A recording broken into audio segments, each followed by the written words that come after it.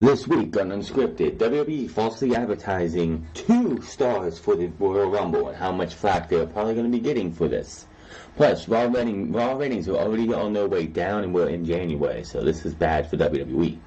And how close were Omega and Chris Jericho to signing with Impact Wrestling? We have that and more on the future #1 podcast right here on YouTube.com. This is UnScripted.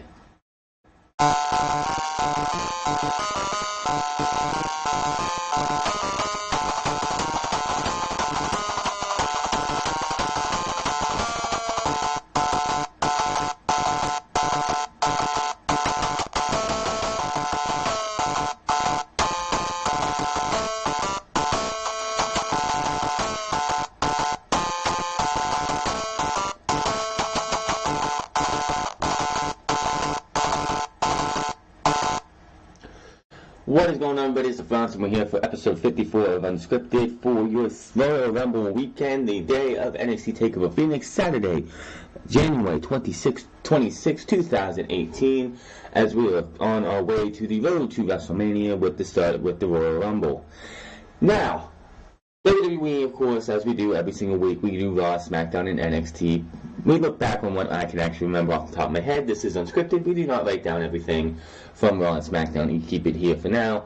But the biggest things coming out of Monday Night Raw is Sasha Banks and Bayley versus Natalya and Ronda Rousey. And the fact that, and this has been I heard a lot of flack about this from WWE, is the fact that from Ronda Rousey's introduction into WWE up until recently, Sasha Banks and her have had no interaction. Until they started building towards the Royal Rumble, these two had absolutely zero interaction. And it was fine, it was good, it was something that it made you, give you some intrigue going into the Royal Rumble. Now, we get to this past week on Monday, and WWE takes all the intrigue that we had for this match and just throws it out the window. The match between Ronda Rousey and Sasha Banks had intrigue, and then let's put them in a 6-woman tag team match with their partners of choice, and then we're gonna have them wrestle in this match against each other, and we're gonna have the bank statement put on Ronda Rousey. So what is left for that match this Sunday? Nothing, absolutely nothing. It's gonna be a paint-by-numbers match probably, and Ronda Rousey will win. Another thing out of WWE Raw this week was the fact that Finn Balor had to take on Braun Strowman, just because, Vince McMahon likes the whole David vs. Goliath. We're going to have a David vs. Goliath right now. And there was a story that came out on ESPN, I do not have it in my notes here, but the fact that Finn Balor is not going to be the Demon, which honestly I didn't expect him to be the Demon for this match, because the Demon is an unstoppable force that is to win every single match. This guy is not going to win this match, so that's why he is not going to be that's why we're not going to see the Demon. Other than that, not much happened on Monday Night Raw. Not at all. That's worth talking about. SmackDown Live, on the other hand, had an excellent main event that was kind of ruined, in my opinion, by the fact that we had Samoa Joe come out, which was fine. I'm fine with the ending, because Almas and Mysterio did not need to have a definitive winner. And hopefully this isn't going to be like an AJ Styles Shinsuke Nakamura thing where we see them over and over and over and over and over again, to where it's like, enough already, give us something else. There is talk about Sin Cara coming back, and we will talk about Mysterio and Andrade later, because there is a report coming out about a certain turn for one of these two that makes absolutely no sense to me, and we will talk about that when we get to it, when it comes to the tag team division for Monday, for all of the main roster. But SmackDown Live, other than that, was just a typical show. That was the best part of the show, and I'm just hoping this isn't going to be an AJ Styles, Shinsuke Nakamura thing where we see it too much to where it's like we don't want to see it anymore. This past Tuesday, that's all I want to see for these two. That's it. Give them a break.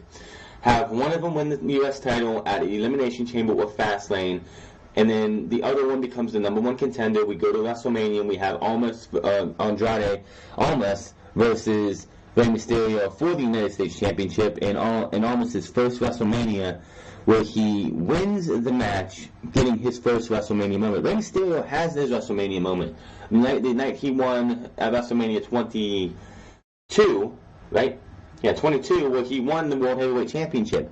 You can't get much bigger than that for WrestleMania moments. So, Almas deserves a WrestleMania moment for what he's done in NXT, what he's done in the last few weeks.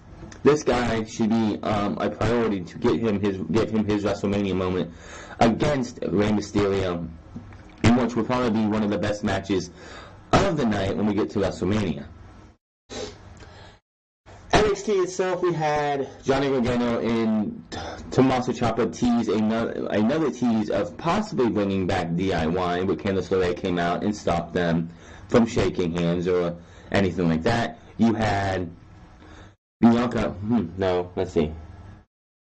You had Oni Lorcan and Danny Burch and really versus Marcel Barthel and Fabian Aichner. And that was a stiff match.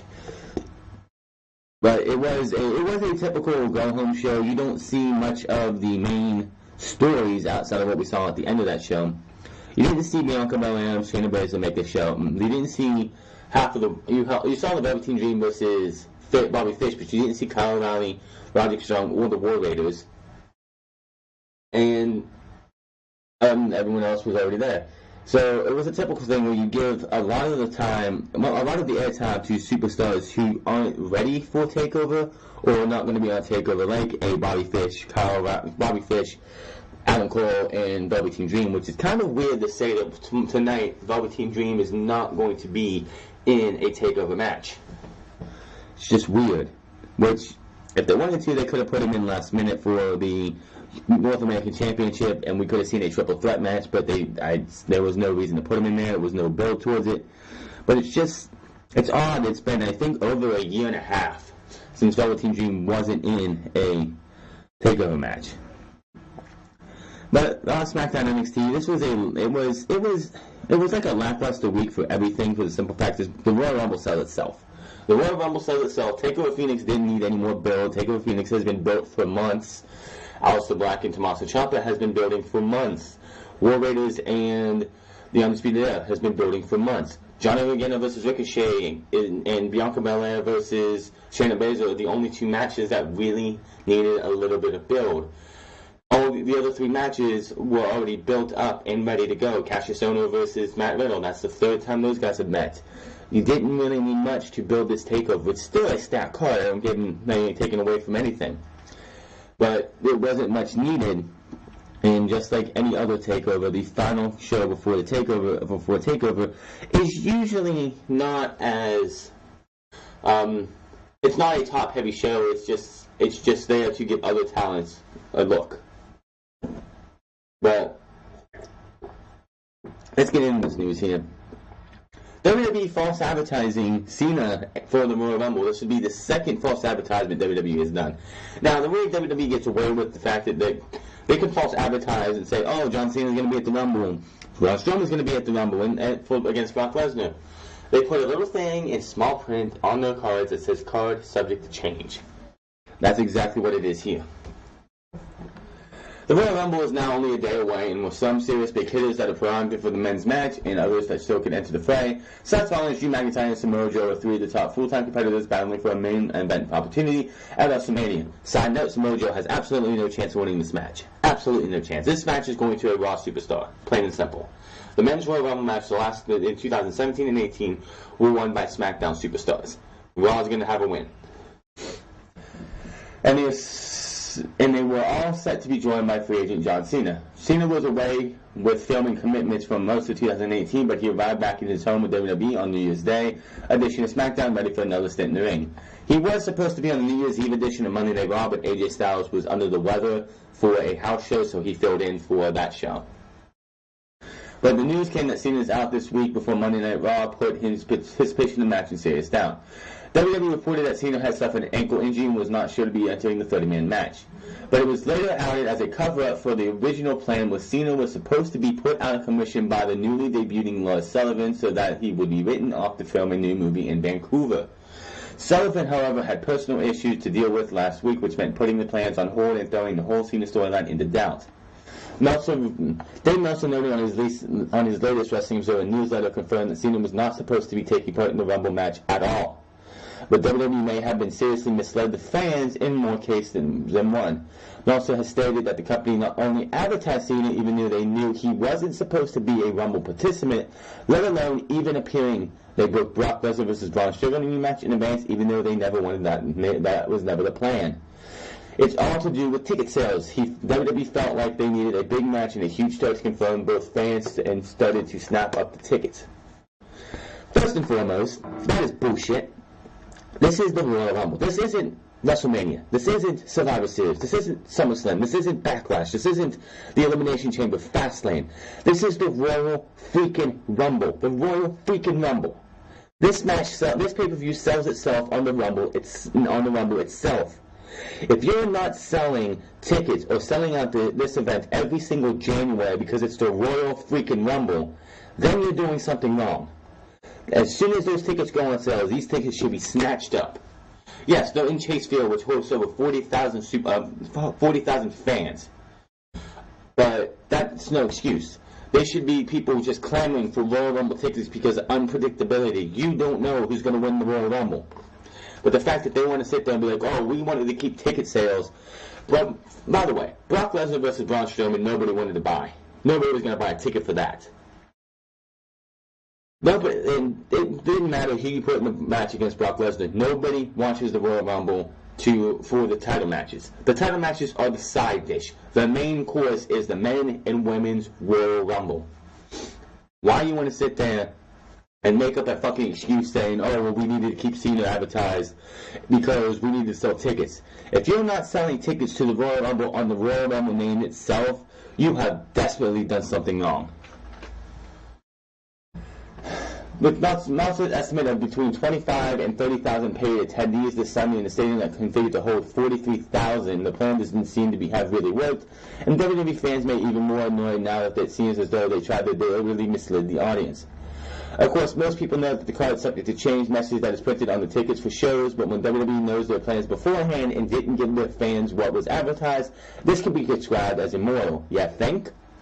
With Cena supposedly now not attending leaves some space open for a potential return or NXT main roster debut.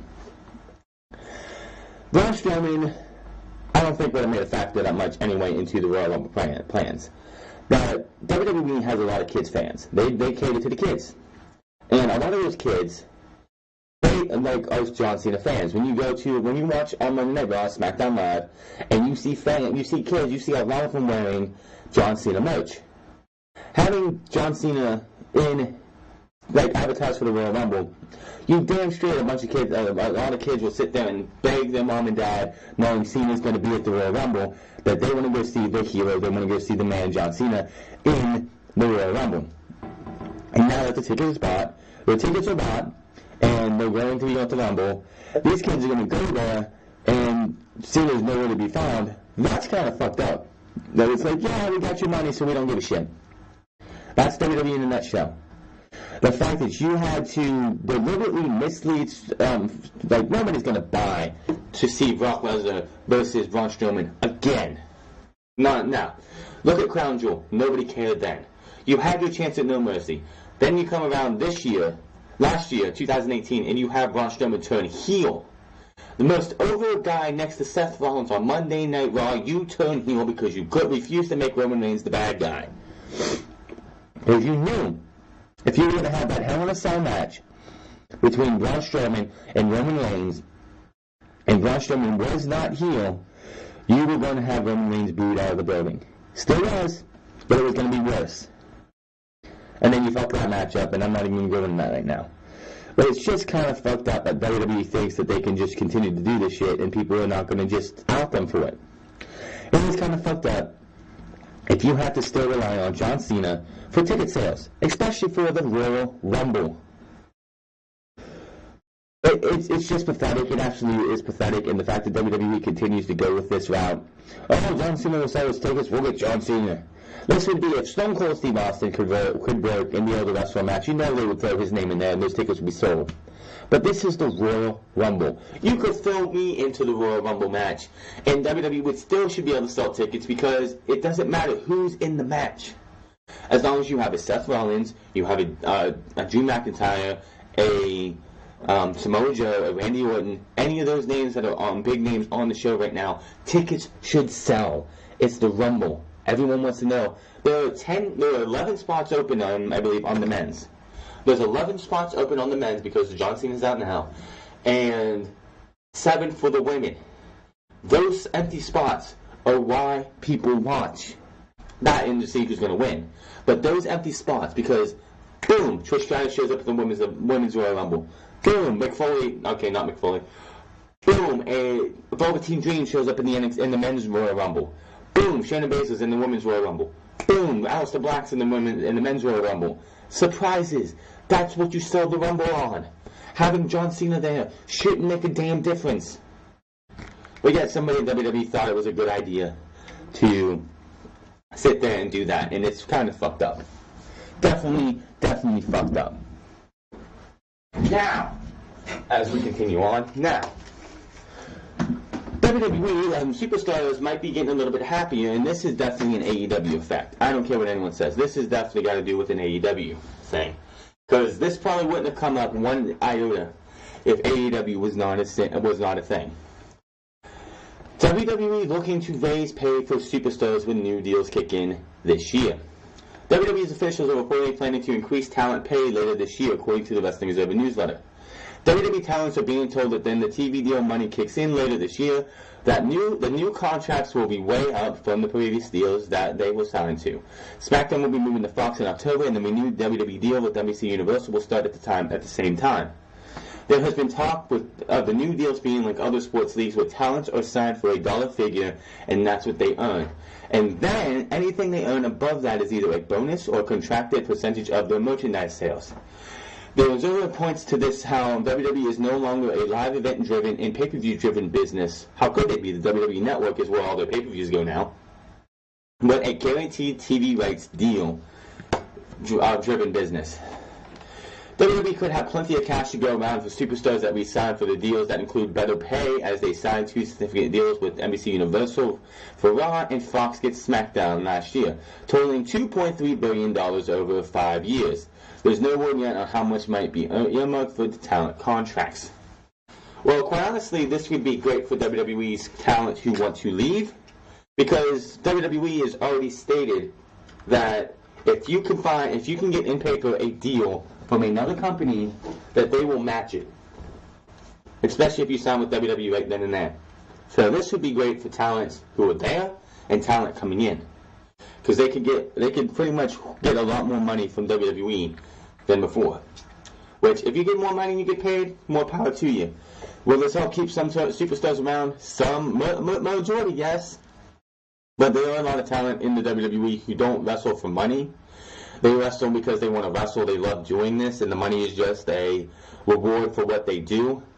And those are the purists. The purists are the ones that I think are not going to be sticking around WWE. Little Revival, Sasha Banks could possibly go on when they can. WWE wants fans to forget about AJ Styles punching Vince McMahon, because I sure as hell did, and they did their job. As seen on an episode of SmackDown last month, AJ Styles laid out Vince McMahon with a punch in the backstage segment. According to WWE Hall of Famer Bubba Ray Dudley, WWE wants fans to forget about this segment, as there was no follow-up on this incident on TV. When WWE doesn't follow up, and this is what Bubba said, when WWE doesn't follow up on something, it normally tells me that they want us to forget about it. So I haven't seen Vince even gently remind AJ, don't forget, son, I know there's an animal raging inside of there. We're not getting anything from him. He stood in the ring with AJ this week on SmackDown, and they did the promo and back and forth. And did that promo really get us anywhere? No. I don't understand why they did that promo in the first place. It made absolutely no sense. Why would WWE have you go out there, have AJ, like, it was just tacked on at the end of an episode of SmackDown. That was taped, by the way. It was taped. So why the heck would it even matter? WWE just went out there and was like, we're going to do something. It felt throwaway when you watched it back. It just felt like it was a throwaway. So what the hell are we supposed to do anyway? And yeah, they want you to forget, and quite honestly, I totally forgot. I absolutely 100% forgot all about this. Of course, I didn't watch that episode of SmackDown because it was absolutely taped, and I hate taped crowds. I mean, yes, it really didn't mean anything. It was the holidays. WWE didn't do their absolute best because it was the holidays. Half of the writers were probably at home already, enjoying their stuff. WWE wants you to forget, and honestly, to anybody in the comment section below, let me know, did you remember AJ Styles laying out Vince McMahon and feel it was weird that nothing got followed up? This is like, what is it? What am I thinking of? This is like, they just did something with this too. Oh wow, when SmackDown lost 6-0 on the main card of Survivor Series, yeah, Monday Night Raw pulled it out for that week, for that next day, and then it was gone. Shane McMahon never brought it up on SmackDown.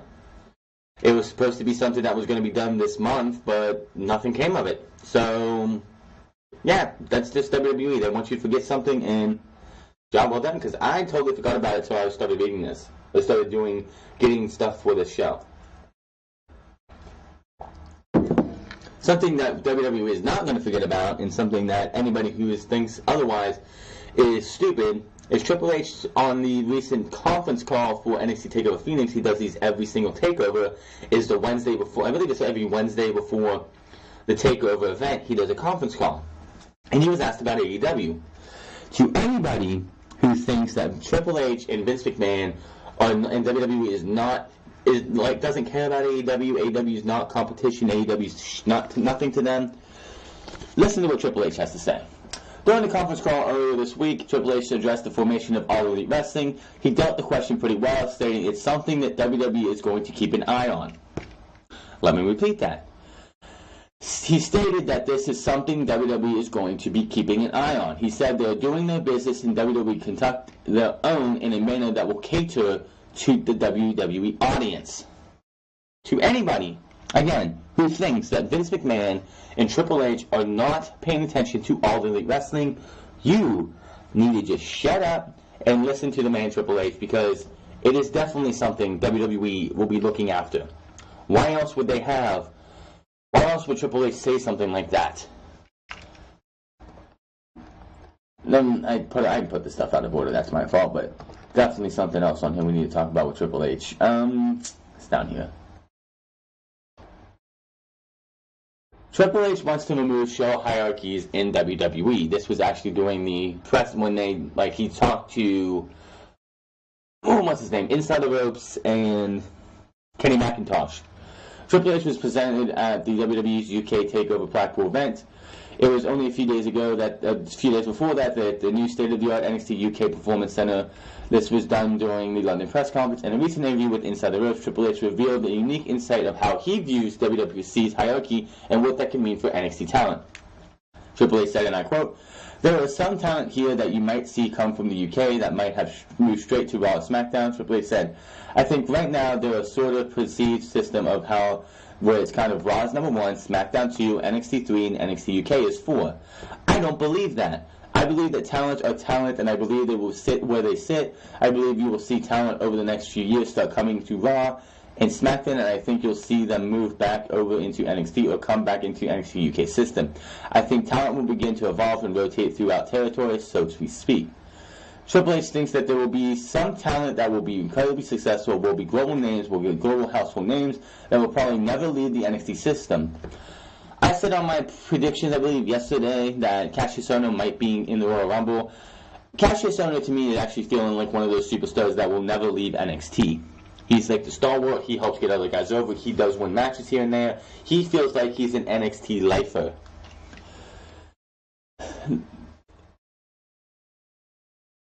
NXT, because that's their home base and that's why they fit, and they'll have credible, successful, meaningful careers, and probably over those careers they'll gravitate through different locations with the globe, maybe without never being on Raw or SmackDown. But that's not being any lesser to the careers. This is an interesting take on what WWE plans towards a global NXT development system, trying to eliminate the hierarchy to create a level playing field for superstars to freely jump between Raw, SmackDown, NXT, and NXT UK could lead to some interesting feuds, brand allegiances in the future. And it's going to be a lot easier for NXT to, that hierarchy to be killed for at least NXT and NXT with WWE being open to bring NXT to FS1. WWE has a $1 billion deal with Fox and SmackDown Live. This means a Friday Night move is coming in October, and we'll see the blue brand appear on Fox. This big move for WWE will open them up to a much wider audience. However, there is always room to grow. FS1 is owned by Fox and they need programming as well. The network previously hosted some UFC programming, but since the UFC Network jumped, they need to air some big names to air, and WWE could be a logical alternative. Triple H was asked about the possibility of moving NXT to FS1 as part of the WWE deal with Fox. He said that the company is currently focused on the SmackDown Live moving coming in October, but there's always talks of a lot of changes. This shouldn't be a big surprise, seeing how WWE is always open for some more exposure for their product. Fox losing the UFC opened some holes in their programming on FS1 and FS2 as well. Therefore, you never know if a deal could eventually be struck to bring NXT to television outside their usual WWE Network home. It would be huge for NXT to go to there. It would be huge. If we saw NXT and NXT UK, well, NXT itself going to the brand, then going to FS1, it would be huge for NXT. It would definitely kill that hierarchy of like that in the status of which I still don't know why people think that NXT is a development brand. It's not. It has surpassed the development brand a long time ago. So having NXT going FS1 would be a major get from Triple H. Just no ifs, ands, or buts about it. So what do we got here? FS1, like especially if NXT goes to FS1, that's gonna like the NXT will take NXT on the WWE Network will take a big hit because a lot of people do. And if you are only watching the network for NXT, then I don't know what to tell you. There is so much more on the main on the WWE Network that it is worth it. It is absolutely worth it to watch. NXT, to watch, you have the pay-per-views, you have takeovers, you have the Hall of Fame if you're a Hall of Famer type person. I enjoy NXT. I enjoy NXT on the network, but then you have ENC, the Edge and Christian show if you like that stuff. Table 3 is awesome. You have the Hidden Gems where you can see Kenny Omega actually wrestling a match for WWE. Back when he was in Deep South Wrestling, when Deep South Wrestling was WWE's main territory at the time. You can see Roman Reigns before he was Roman Reigns. You can see the Shield the original Shield triple threat with Roman Reigns, which was he had some kind of Hawaiian name that wasn't Roman Reigns. Versus Seth Rollins versus Dean Ambrose in FCW. You can watch all the stuff from WCW, ECW, AWA, a lot of NWA stuff, old Tuesday Night Titans, WWF Superstars is coming on there. There's so much on there. But NXT, quite honestly, and if NXT was to join FS1, I would be begging and pleading Triple H, please take NXT out of Full Sail. Absolutely no reason that show should still be in Full Sail. As I've stated before, and I know I've jumbled myself around, but say we're going to Phoenix tonight for a takeover. Okay. Monday Night Raw and SmackDown Live will probably be in Phoenix too. How hard would it be for NXT to also, in not the Talking Sticks arena, but when Raw and SmackDown are being recorded, or it's like Raw, SmackDown could be in the Talking Sticks arena Monday and Tuesday. Then Wednesday, we get to Wednesday, and then NXT, where they were at for War Games, they're doing 3 shows or 4 or 5 shows for the next week in the Talking Sticks arena for those shows. I mean, look at the NXT UK brand. They're not chained to one arena every single week, every single month, every single year. They go from Blackpool to Liverpool to Newcastle to other places in the UK.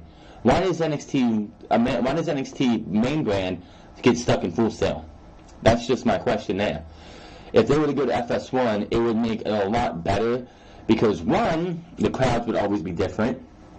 you would actually be able to probably have a smaller arena. You wouldn't do the Talking Sticks arena or like the United Center or any of these other big arenas. You would do a smaller arena, and you can find smaller arenas. But when it comes to NXT, I like when they did like San Antonio, like the Texas one. I think it was San Antonio or Houston in 2017. I like the one when they went to San Antonio, when they went to Osaka a couple years ago. I like when they go somewhere else because you get a different crowd feel. Full Sail is nice, but I don't want to start feeling like the Impact Wrestling thing where it's the same crowds over and over and over again, and it just sounds the same. That's my thoughts on NXT. Do I have any other NXT news here? I don't think so. No. Let's talk about Rusev Day here, because Rusev Day is something that has been it's been hot and cold. But Rusev says Rusev Day was supposed to be a one-shot deal. It was Rusev, when it promoted during an interview with Planeta Wrestling, he said it was supposed to be a one-off, just a celebration after I beat Randy Orton, and that was it, said Rusev. A few weeks after I was going Rusev Day, and people really started digging it, even in the backstage with the New Day and with Eddie saying Rusev Day helped. People just got it and loved the whole concept and became really big.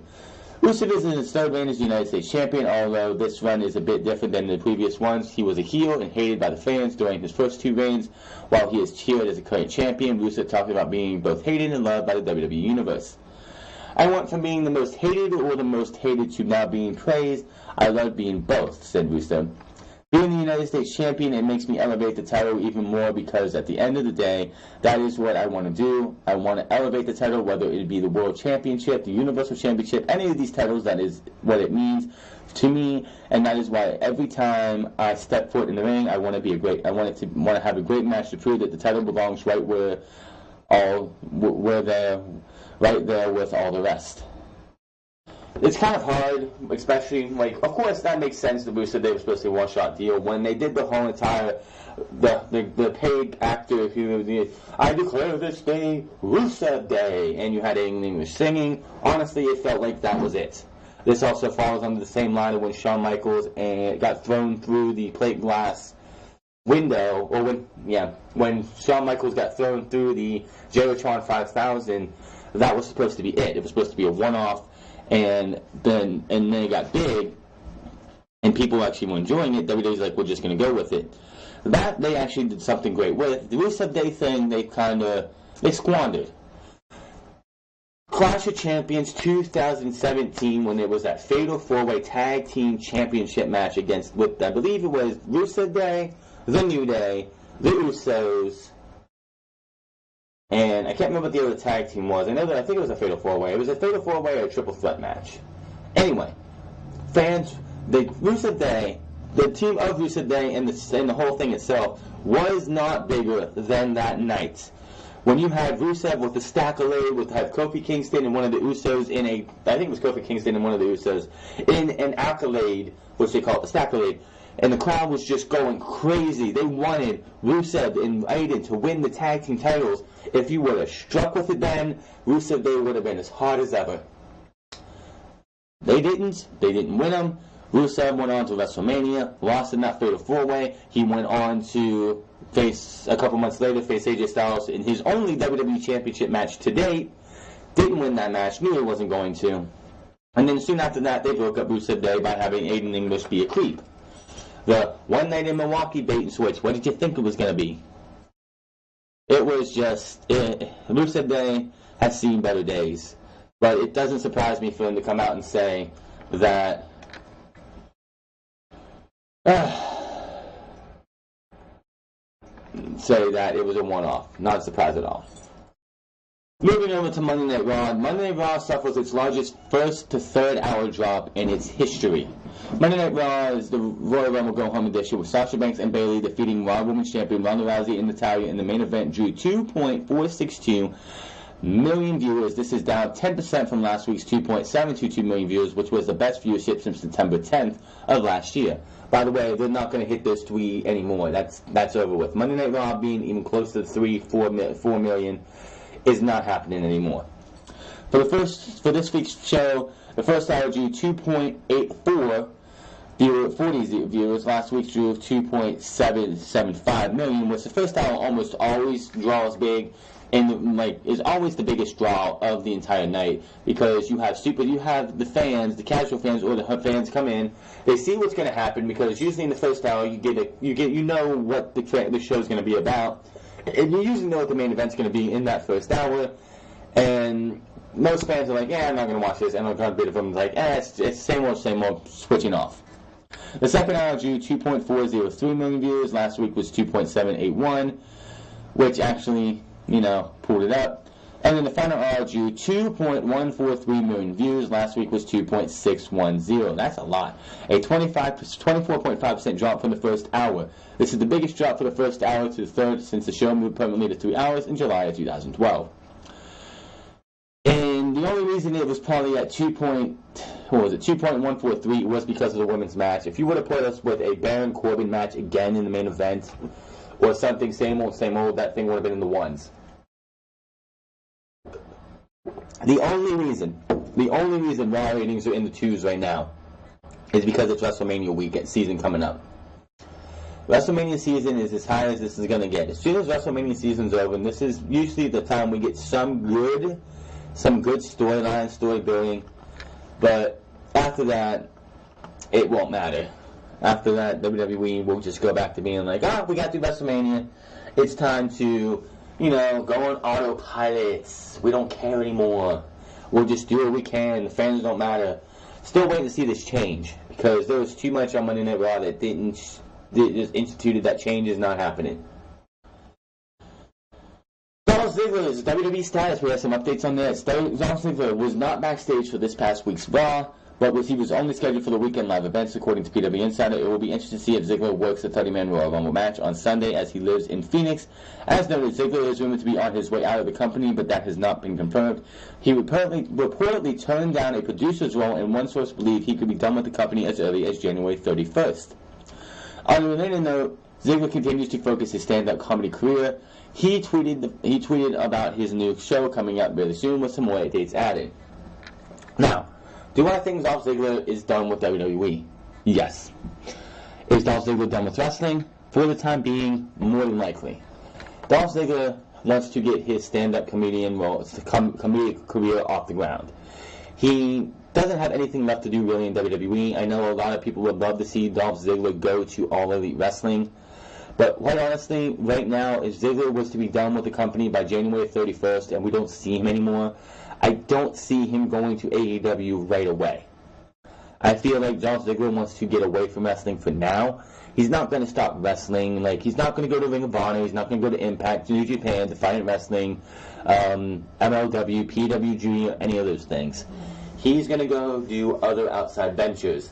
There was in 2016, when Dolph Ziggler was feuding with The Miz over the Intercontinental title, and he had that career versus title match in which if he would have lost, he was gone from WWE. There were rumors going out that was going to be it. Until that match actually happened, there were talks that was going to be it for Dolph Ziggler. Dolph Ziggler was done with WWE. He was going to go off, he was going to do his comedy stuff, he was going to do his investment stuff, or whatever else he has to do outside of wrestling. He was done. Of course, he won the Intercontinental title and hasn't left WWE since. The last time we saw Dolph Ziggler was in that cage match on New Year's Eve, if I'm correct, in which he was pretty much destroyed by Drew McIntyre. Honestly, I don't expect to see him in the Rumble. I didn't predict him to be in the Rumble, so I don't expect him to be in the Rumble. And if he is in the Rumble, it will probably be like last year, 2 minutes, and he's out. Dolph Ziggler is done, probably most likely with WWE. Speaking of people coming to WWE, though, 2 key people leave Impact Wrestling and head to WWE. This one is a shocker. A big loss for Impact Wrestling, as both Sanjay Dutt and Chris Parks, aka Abyss, have left the company, according to reports from PW Insider. Both men are expected to sign with WWE. Abyss is best known as a hardcore performer in the company and was the longest tenured wrestler there, but was also backstage as an agent. He has been with Impact Wrestling through its various forms since 2002. Dutt, also a wrestler but had been a key part in the company's creative side recently, he'll be replaced by Conan and Tommy Dreamer. And the departures was in the being amicable. An update and more information on this. Impact Wrestling's Ed Nordholm has confirmed the business strategy that had departed the company, and Conan and Tommy Dreamer will be joining the creative team. In a statement issued to Wrestling Inc., Nordholm said, "We reached an amicable agreement with Sanjay Dutt and Abyss to allow them to pursue their opportunities. They have been tremendous contributors to Impact Wrestling, and we wish them every success. We are thrilled that Conan and Tommy Dreamer have agreed to bring their 50-plus years of experience to our core creative team." What kind of roles have Abyss and Dutt been hired in for? Impact Wrestling Hall of Famer Chris Park and Sanjay Dutt are being hired for behind-the-scenes roles in WWE, not as performers. According to PW Insider, there's no confirmed word yet on what those backstage roles will be, but there has been a push as of late to hire new producers, and they continue to hire staff for the WWE Performance Center in Orlando and now the new UK Performance Center in London. It sounds like we could see more wrestling veterans signed with WWE for a behind-the-scenes role in the coming months as they look to keep the development system stocked with a variety of styles. Triple H was asked about staffing the UK Performance Center during a media call this week. He called it an ongoing process. He said he was also asked what they've learned from staffing the main Performance Center. He revealed that they were already seeing talent improve after running the UKPC for a few weeks. It's crazy that a couple years ago, Abyss was pegged to be just a signature away from entering the Royal Rumble, taking out The Undertaker in the way that you would see that they wanted Lars Sullivan to take out John Cena, and then setting up a match with The Undertaker at WrestleMania. Well, of course, he would have lost probably, unless they wanted to actually have him beat the streak, which I doubt. But that would have been Abyss's way into the company. Honestly, I hope he is a surprise entrant in the Royal Rumble. I didn't predict that last night because I wanted to talk about it today. But this is crazy, but it would be great to see. It could be like you have 10 slots in the 11 slots in the men's Royal Rumble.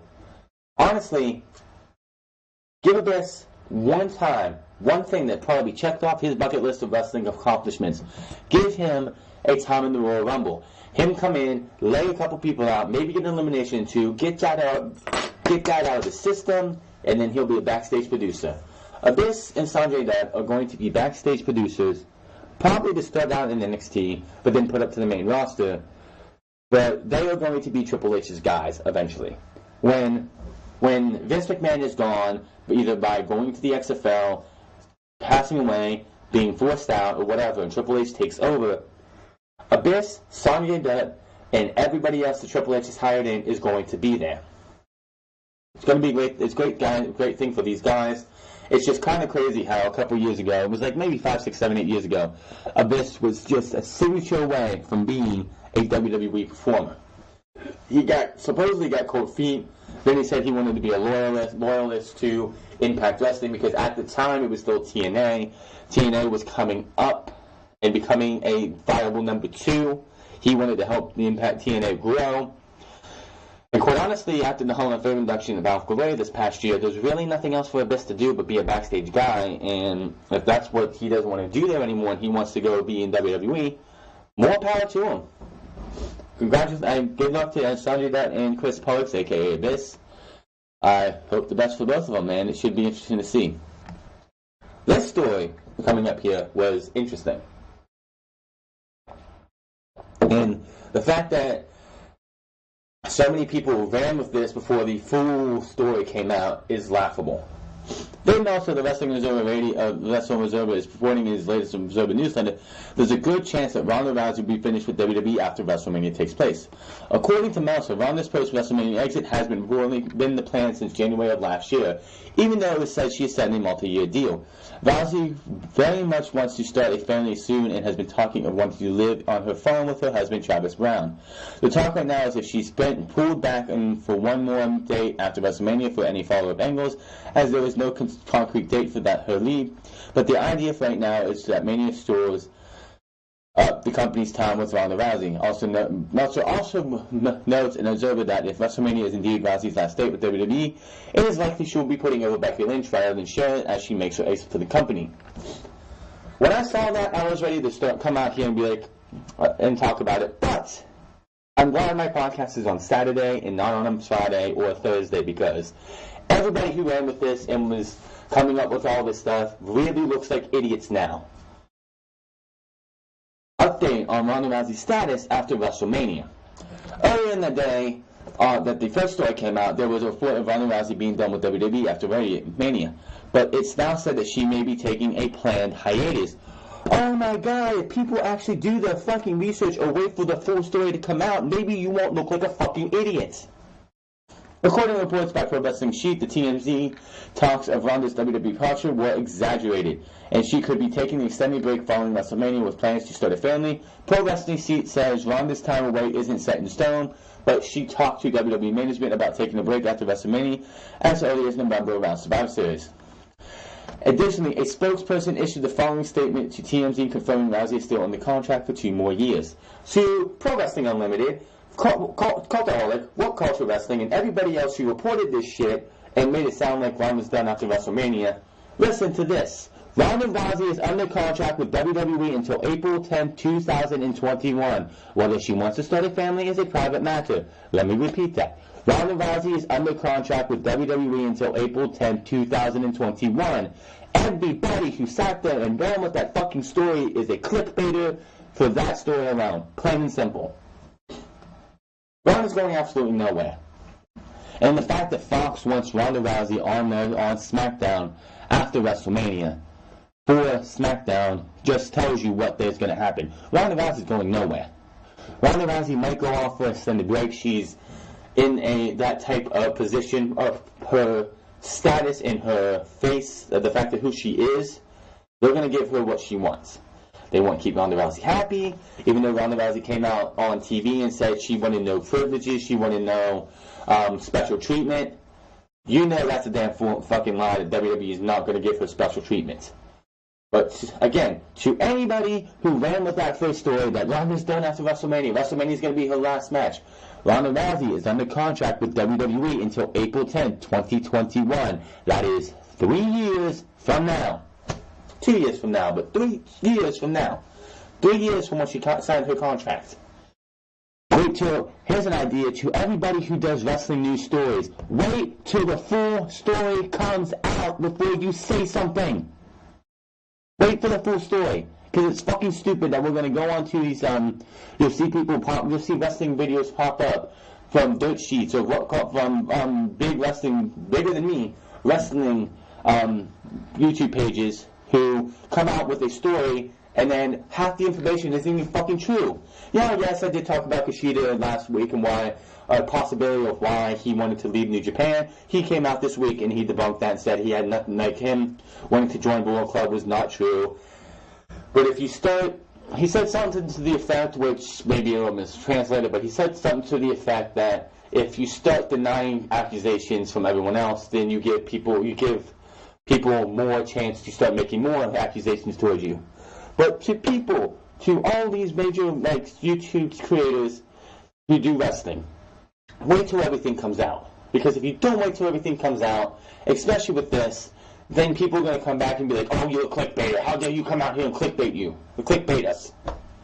Just wait for everything to come out. If you want to compile news stories and do them at the end of the week like I do, just wait. Just absolutely wait. The only reason that, with my Kushida thing that I talked about last week, I had to say something about this week is because he didn't respond to it until this week. So, of course, yeah, if he would have came out last week on Wednesday, that Dave Meltzer said that he was going to be leaving because he couldn't join Bullet Club or turn heel. As I said last week, I didn't buy that in the first place because it just doesn't make sense for Kushida to want to be a heel. And then he waited another week. It just would have made no sense. But something like this, you could have waited a couple hours and then you wouldn't have to make 2 videos. Plain and simple. WWE, looking to put more focus on tag team wrestling. I'll believe it when I see it. The Revival, as we all know, might have asked for the WWE release for them from their contracts, but it appears the company will not grant it, and of course they won't, and instead try to push the team as true top guys as the face of the tag team division. Oh really? Then what the hell was that on Monday? According to the Wrestling Observer newsletter, Revival's contract runs through April of 2020, so April of next year.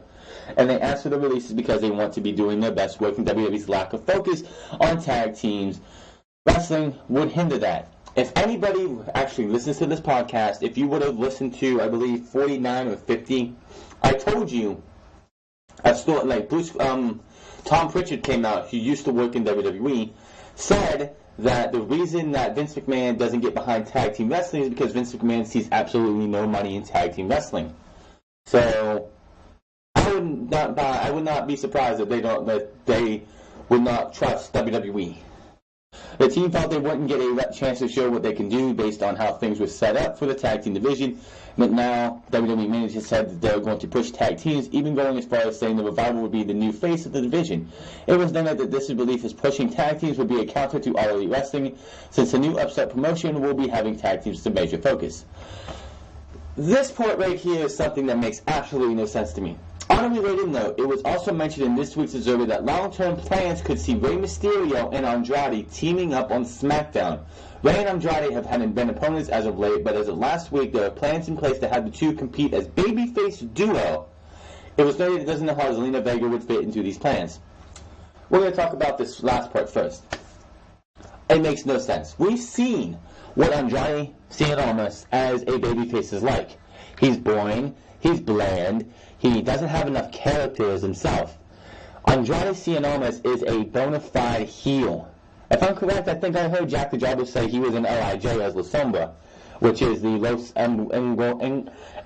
Ingobernables, I can't say that name, de Japan in New Japan. He is a heel. He was born a heel. He even looks like somebody who should be a prick who comes out wearing suits.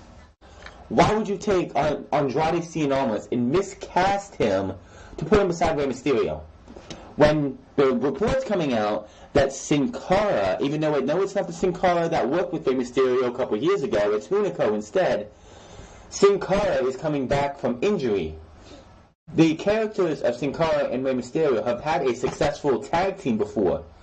Put them together. That's your tag team right there for Rey Mysterio. Andrade should not be straddled as a babyface with this meaningless tag team with him and Rey Mysterio. If you take Zelina Vega away from Andrade, you kill his character. Plain and simple. Zelina is the nasty bitch heel to the prick, she is the nasty bitch heel who manages to prick Andrade Cien Almas. Taking those two and splitting them apart to put Andrade as a babyface with Rey Mysterio is a mistake. That will kill anything that Andrade has done, or Andrade Cien Almas has done, or could do as a heel. No. No way. No how. No sir. Rey Mysterio, if you want to put Rey Mysterio in the tag team, you bring back Sin Cara, and you put those two together. Andrade Cien Almas is not a tag team wrestler in WWE. Sorry. WWE, this would be an absolute mistake right here. Don't want to see it, and if it happens, then they've really fucked up with Andrade, and they don't know what to do with the guy. Speaking on the tag team wrestling side of this, the actual overall, I don't buy this one bit. When you have Shane McMahon and The Miz dying for the SmackDown Live tag team titles over the Usos, the Good Brothers, and Sanity, why? I don't care who Shane is. I don't care who his daddy is. The guy's not a good wrestler. He's a flash guy. He's a novelty act. He goes, he does big moves. He tries to kill himself on a weekly basis, but he's not somebody who should be going for tag team gold. I don't want to see Sanity. You want to push tag team wrestling, but you're going to have the bar, and in the span of 1 year, lose to a 10-year-old and a McMahon who can hardly wrestle. Man, if I'm the bar, I want my release to be going to AEW. Plain and simple, because that is ridiculous. I would love it, and you say the bar going to be the face of your tag team division. What the hell was Monday then? I mean, yeah, you made Curt Hawkins look like the best referee you've ever had, which is not hard to do. But what are you going to do? To convince the Revival, and convince fans that you care about tag team wrestling. Because that display that you showed on Monday, and what you're going to do at the Royal Rumble with Shane McMahon and The Miz versus The Bar, tells me otherwise. Yeah, I'm not buying it, Vince. I'm not buying it. Speaking of tag teams, though, on a related note, the contracts of Matt and Jeff Hardy will expire after WrestleMania 35 season. But the feeling is that they are staying at least one more year. The brothers signed a 2-year deal in 2017 with a 3rd-year option. It's believed WWE will pick up that option. It's believed. I mean, they're going to pick up that option. Do you think WWE is going to risk Matt and Jeff Hardy leaving WWE after a 2-year stint to go to AEW, where Matt Hardy can be broken as ever? Jeff could be Brother Nero. They can revitalize the broken gimmick if they want to. Matt has been teasing his return. The option does include a significant pay raise for the 3rd year. Matt has been teasing his return to action after taking some time off into heel in 2018. Until I see actually good tag team wrestling on the main roster. Unless I can see matches for tag teams on pay-per-views come close to Danny Burch and Orny Lorcan versus the Undisputed Era, Mustache Mountain versus the Undisputed Era, the Grizzled Young Vets versus the Undisputed Era, War Raiders versus the Undisputed Era, which I know that match is going to be great tonight. Until I can see matches on the main roster that even comes close to those matches, I don't buy this for a fucking second. Now, yes, we had the Revival versus Dolph Ziggler and Drew McIntyre. We had Dean Ambrose and Seth Rollins versus Drew McIntyre and Dolph Ziggler had Hell in a Cell. Those were good matches. But that's about it. I know we did have the New Day versus the Usos, which was the best rivalry of 2017 for the main roster. I will fight anybody who says otherwise. But I don't buy this. I'm not going to buy this until I see otherwise, and I haven't seen it yet. And what we saw on Monday and Tuesday and what we'll see tomorrow tells me otherwise. By the way, the Raw Tag Team titles are not on the line this coming Sunday, which is fine. You don't have to have every title on the line, but it's still. Daniel Bryan wants to be more hated than Brock Lesnar. Kind of hard to do because nobody likes Brock Lesnar, but Daniel Bryan's doing the best he can. WWE Champion, the new Daniel Bryan, is in the middle of a shocking character change. This Sunday, Daniel Bryan will once again battle AJ Styles at the Royal Rumble for the WWE Championship. Recently, Newsweek spoke to Daniel Bryan, who shared some shocking goals for his direction of his character. Daniel on his heel return, it's in true WWE fashion. This was all a spur of the moment. He laughs. It was a day of change, and for me, it was awesome because it was a clean slate. The old question when I came back was, am I really excited to come back to wrestling? But you also have to deal with the expectations, personal and company expectations, and all that kind of stuff. Whereas when the heel turn happened, there's a clean slate. It's a blank page where I can draw whatever I want, and that's exciting. One of the things I loved about independent wrestling before I got to WWE is the ability to tinker with things. I could be a different character when I'm in England or Ring of Honor or Japan or Germany. I could change all these things, but it's been very fun to tinker almost every week. I'm enjoying things that I'm playing from a character and wrestling perspective. That's been a lot of fun. On this character wrestling, it's interesting because even my background stuff in WWE before one in 2012, that's a long time ago, but a lot of it is based on my confidence and my ability to understand what it is that we do. And understanding myself, that's the most interesting thing about wrestling in general. It's martial art-esque, and you learn a lot about yourself by doing it. You learn about the things you believe you don't believe. You learn about the properly move your body differently, ways to get people to react and not react to certain things. When I was a bad guy before that, I was most proud of and most reminiscent of when I was in the Independence and Ring of Honor type setting. But even then, I wasn't as developed a performer as I am now. WWE has really helped in that regard. Even my time off helped because as the general manager, all I did was talking segments. And that's not what I'm naturally good at. But I've always been somebody who tries to do their best with everything they've been given, whether it's working at McDonald's when I was 15 years old, delivering newspapers, or being a general manager at SmackDown. Yeah, that's a nice little gap right there. Working at McDonald's at 15, general manager at SmackDown. That's career jump. Trying to get it as good as possible as I can, and that helps when it's time to really turn it on and get more comfortable out there. It's really made it seem more natural. Now, when he says, like, talking about the independence and how he could tinker with things when he can be different in Ring of Honor Japan and so on and so forth, absolutely. There's, like, because outside of New Japan and Ring of Honor's partnership now, you could be different things in different companies. Like Joe Hendry, who is somebody I'm actually a fan of on Defiant Wrestling. He works for Defiant Wrestling. He worked for Impact for a little bit. He worked for ICW as well. And And when I first started watching Joe, he was a babyface, I believe, in ICW, and he was a babyface in both in ICW and World Culture Pro Wrestling at the time. He eventually turned heel in WCPW, but I think he held on to being a babyface in ICW until one day he just like, I'm behind you guys because this isn't who I am. Just like there's also, like, as we all know, Kaylee Ray. Kaylee Ray, another one who I first started watching in World Culture Pro Wrestling, also known as Defiant now. She is a clean-cut babyface in Defiant Wrestling. She would come out, she would smile, and she would be hello. I've seen stuff in her ICW where she looks like a total bitch. Like, she is just, like, she sees somebody getting beat down who she just says, go beat his ass. And they do that, and she just has this wicked smile on her face. Different companies can do different things. WWE, you kind of, like, you can go from Raw to SmackDown, but it's the same company, so you're doing the same thing. You turn heel on one brand, you can't really, like, be babyface on the other. But, like, if you go to Ring of Honor, you can be a babyface there. You can go to Japan, you can be a heel. And work on, see which one works. And then you can go switch them around on the other ones and see which works. That's what's great about independent wrestling. And something you can do in the Performance Center, too, is, like, when you get to the Performance Center, you can work on what you think is going to work. They can help you figure out what you want to do. And then you can figure out what works. And when you get up to the TV shows, you actually work out. And sometimes you do, sometimes you don't. On his match with Brock Lesnar, he says it was an interesting dynamic because this was my thinking going in, and it worked. Get people at first because I want to be the most hated guy in the company. I want to be more hated than Brock Lesnar. Some people want to cheer for the bad guy. I don't want them to cheer. I want to be hated. So far, I've got 2 jumpers at live events. And that's an old school kind of mentality. That is something that, like, nowadays is like blasphemy, or like something that WWE doesn't allow, doesn't want anyone to do, jumping over the barricade.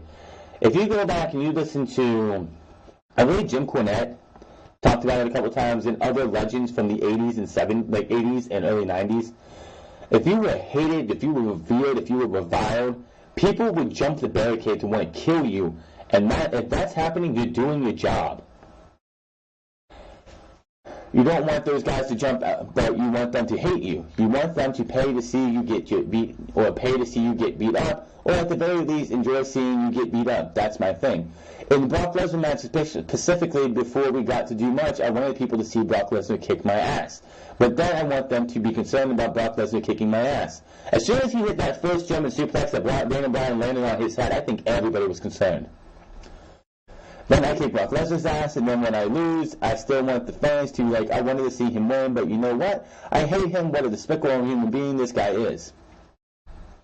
Yeah, and he's doing a hell of a job. Daniel Bryan is, outside of what they've done with Becky Lynch, Daniel Bryan is one of the best characters on the main roster. The 2 best heels in WWE overall are Tommaso Ciampa at number 1 and Daniel Bryan at number 2.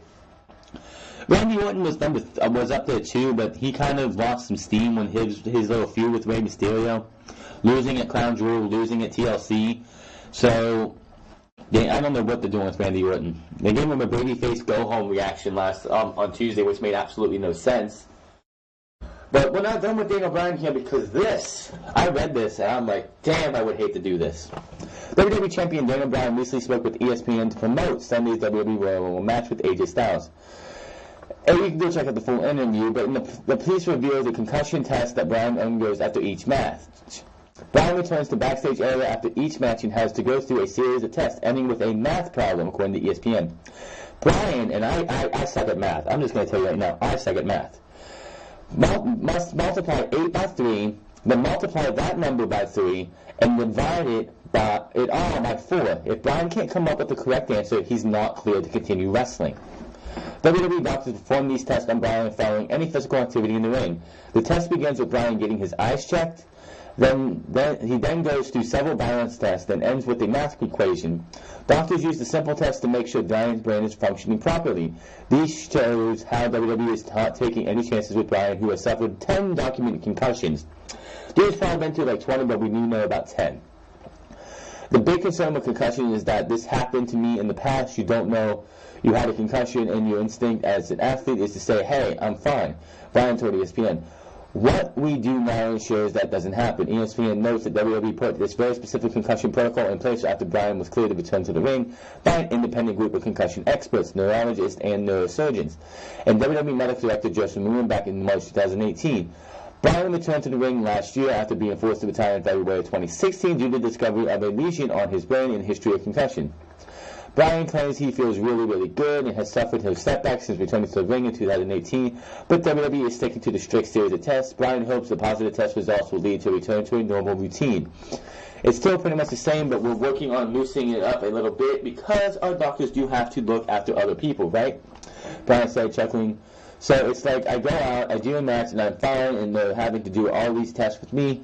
So we're working on loosening that up a little bit, but that's more of a thing as far as getting everything legally to where we could do that. We could do that sort of thing.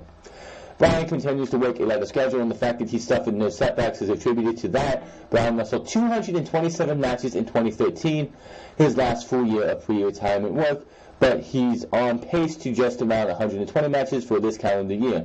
Bryan, who turns 38 in May, said he thinks he will stick to the schedule, if not a lighter schedule, as he gets older. Quite honestly, Daniel Bryan only needs to wrestle about 100, he doesn't need to wrestle, he can wrestle 50-some matches a year, wrestle every one SmackDown a month, really, and maybe two the weekend house shows and the pay-per-views when needed. Daniel Bryan and other superstars like him don't need to really be on wrestling every single week on SmackDown or Raw or house shows or pay-per-views if they've been there for so long. That is, the house shows really are for the younger stars.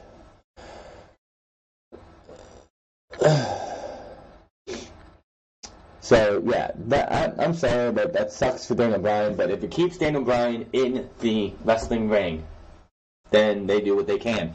Yes, it's gotta suck, but it's WWE doesn't want him to go out there, have a concussion, and not test him, be like, well, we're just gonna let you continue to wrestle. They're looking out for his safety, and it's only a good thing. Now, if only we could stop Drew McIntyre, Tony Storm, and others from doing the headbutt, we can get rid of this whole concussion thing from ever happening. Sasha Banks now on how bad WWE created for her, and Bayley, I believe, too, was in 2018. As previously noted, WWE superstar Sasha Banks was on the E&C Pod of Awesomeness recently. Among many other intriguing topics, Banks discussed becoming closer to her Boston Hug Connection tag team partner, Bayley, since she joined Banks on WWE's main roster. Additionally, Banks talked about how WWE creative changes throwing her and Bayley for a loop in 2018. Also, Banks talked about sneaking around backstage on Monday night to see the new Women's Tag Team Title Championship belts. According to Banks, she did not travel with Bayley till the Huggable One made it up to WWE's main roster from NXT. Moreover, the boss said that she has grown closer to Bayley since their days in NXT.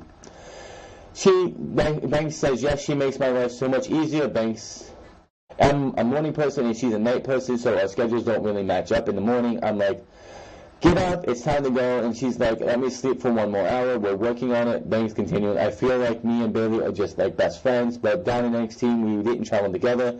I had a whole different car, so it wasn't until she got called up to main roster that we became even closer. And I really think that it's due to our match down at TakeOver Brooklyn. There was just so much magic in that match that I'm like, wow, this girl is supposed to be my life for a purpose. And we really found out how much we're pretty much like twins, but opposite, traveling on the road and learning more about each other as we go. During the interview, Banks claimed that she was looking forward to 2018 because constant creative changes in 2018 made it difficult to build any momentum. You don't say. Especially from the beginning of the year until the entire Boston Hug Connection thing started mid-2018, we didn't know what the fuck they were doing with Sasha Banks and Bayley. It was like they were friends, they wanted to kill each other, they were friends again, they wanted to kill each other. You had Bayley turn heel, and then we went to Dr. Shelby, which I wanted to just throw my TV out the window and jump along with it, because that was just awful. All last year, I feel like our careers was kind of like a standpoint where we weren't really doing much, where we were told one thing and the next week it was something else. We thought we would be facing each other, and then they stopped that. So we were like, all right, if they're going to make us a tag team, let's be the best tag team we could possibly be. Where we were training together, we would watch tapes together, we were getting matching ring gear just to be told they were going to have the women's tag team titles. Then the next thing you know, then we're introducing the tag titles. Banks continue.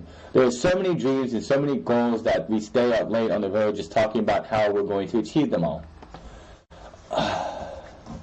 On the prospect of tag team Hug Life, winning the women's tag team championships, Banks expects to a segment before admitting she and Bayley snuck into the gorilla position to see the news drafts before anyone else. Once again, best looking titles on the main roster. Yeah. Again, January, February, March, April, May, June, July, and whenever the Boston Hug Connection thing started. Until then, I mean, go back to WrestleMania's Battle Royal, when it was down to what we thought was the final two of Bayley and Sasha Banks, before Naomi came in and actually ruined the entire thing. Listen to that reaction on that pre-show when Bayley eliminates Sasha Banks. Everybody went wild. And then, of course, Naomi came in because she did the Hornswoggle thing and the Jerry Lawler thing where she sat on the outside and waited for everyone to eliminate each other. Which I still don't know how that didn't make her a heel. How they didn't constitute her being a heel, because that was a heel-like move even though she's a babyface. But that's another thing on that. That was huge. Look back at the Elimination Chamber in February of last year, when Sasha Banks kicked Bayley off the top of the pod. And that could have led to, especially if Sasha Banks would have won that Women's Championship match, quite clearly everyone wanted Sasha Banks versus Bayley for the Raw Women's Championship going into WrestleMania 34. We didn't get that because WWE put a feud that everybody wanted to see on ice and gave us fat shaming for SmackDown for the Raw Women's Championship. So we got a shitty Raw Women's Championship match over a match that would have tore the house down, because WWE didn't want to overshadow Charlotte Flair and Asuka. Mostly Charlotte Flair.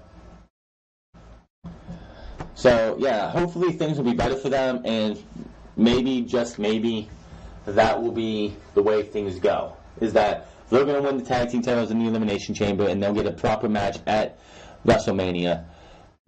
Against who? I don't know. Maybe Trish and Lita come back, and that's when they get that Trish and Lita match that they wanted to have when they did that Bliss thing, that open forum when she was running the women's division for about 2 weeks.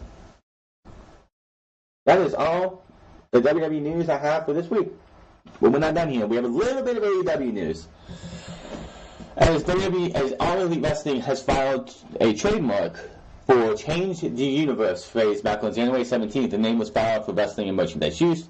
AEW bosses Cody Rhodes and the Young Bucks have used the Change the Universe hashtag for some time now, and Chris Jericho used the phrase in recent AEW Double or Nothing launch rally in Jacksonville. Are you going to buy an AEW shirt if it says AEW Change the Universe or the AEW logo with the name Change the Universe on the back of it? I'm pretty sure you will. It's going to be their hashtag. It's one of the it's one of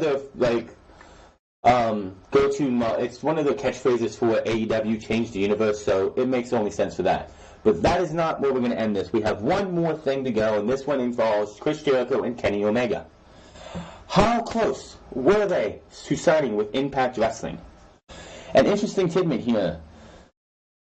Wrestling Observer reveals that the two of industry's biggest free agents were close to signing with Impact Wrestling before All Elite Wrestling became a reality. Both Kenny Omega and Chris Jericho were in deep talks with Don Callis, who does commentary for both Impact Wrestling and the big shows, aka the Tokyo Dome and I believe Dominion too, or one of those ones, for New Japan.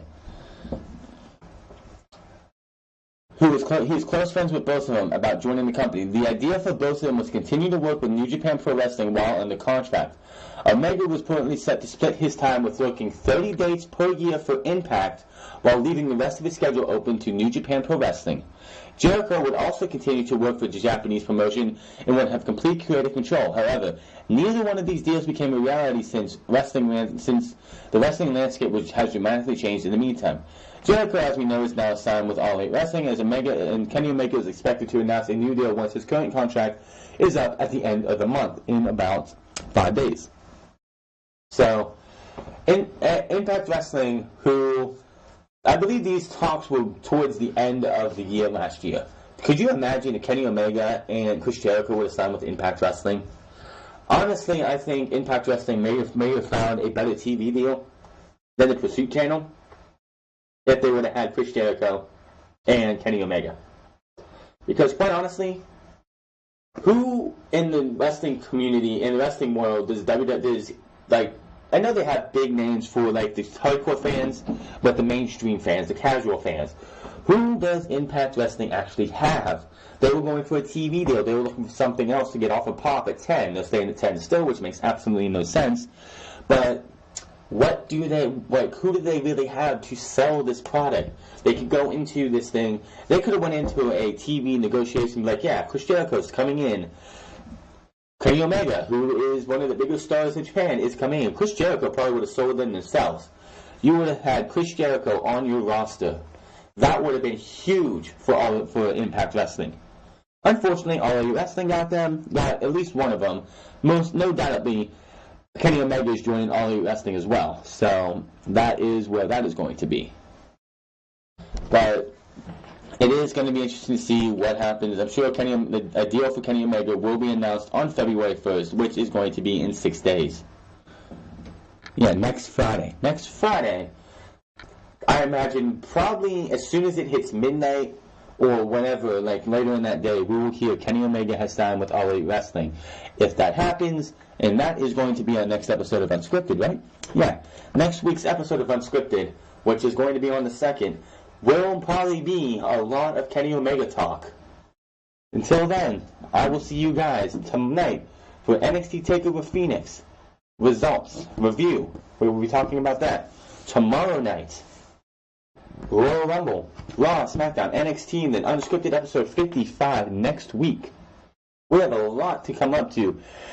Next week is going to be probably one of the biggest weeks of. It's going to be the biggest week of February, most likely. The start of February is going to be one of the biggest nights, one of the biggest days in wrestling, especially if Kenny Omega signs on the dollar line at either AEW, which is most likely, or somehow WWE slips in and gives him an offer that he can't refuse.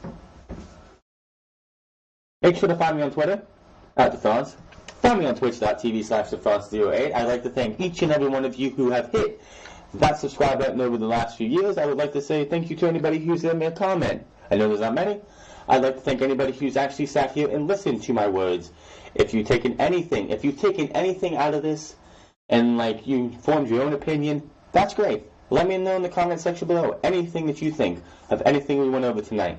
I will see you guys tonight for NXT TakeOver Phoenix, tomorrow for Royal Rumble, Monday, Tuesday, and Wednesday for NXT, for Raw, SmackDown, NXT, and Unscripted. Already went over that.